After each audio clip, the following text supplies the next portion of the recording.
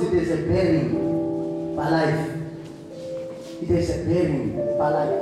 And I tell you, strandi kataona mamila kupana.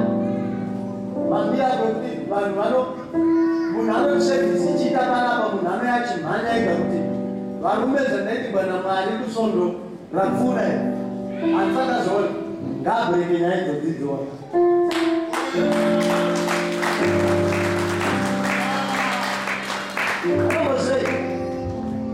Ndikamudzika dhimoni uchaubhureka authority yemagenerational powers. Hapana zvandaita rinodzoka because wakadedicatwa. Hello? Ndapindira munomu chikutiburitsa munomu inyaya kuti horo ino yakadedicatwa kuti ndeyechikoro. Saka tikaita zvese maactivity ataita still chikoro chinodzoka because it's dedicated for school. Musi wakatiita yekuti dedicate kuti church apaitwa zvimwe zvese. Saka uchaona kuti dhimoni regeneration zvazvinoita mamwe madhimoni anozokunetsa manje anouya kuzobuilda upon iro monitoring spirit because iro ndorinenge recornerstone. Hello?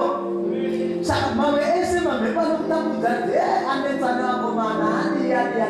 They are just building upon foundation yekuti wakakomishinwa.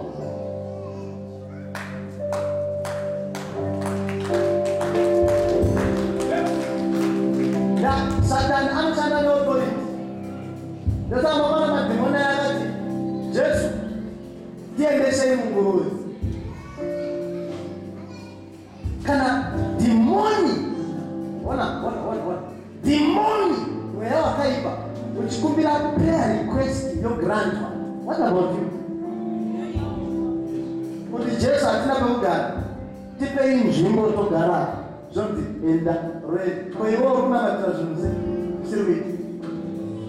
Dhimoni mweya wakaipa unopiwa access yeanswered prayer ipapo tiendesei munguruve hana kuramba zvikanzi go zvingani zvawanamatira. God is not deaf. He is not deaf. Kugranda demon request tisea on the go. You want to marry the Visaya and they say, "Come to the Jibla, we end."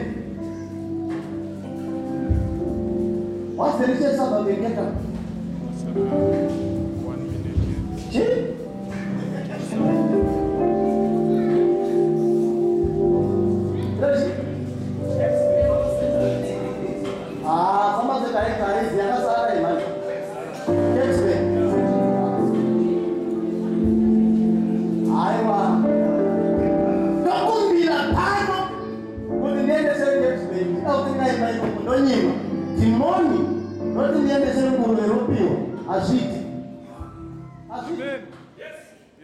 Azviti pane mwari wazobatana chigirira mepo unokumbira yopinga koini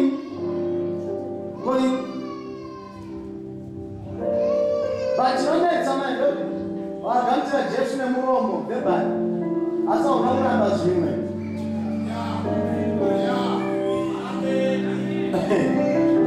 Unototenda kuvadzimu uri baba zvikanyatsoshanda chaizvaizvo unofonera n'anga yemuZimbabwe.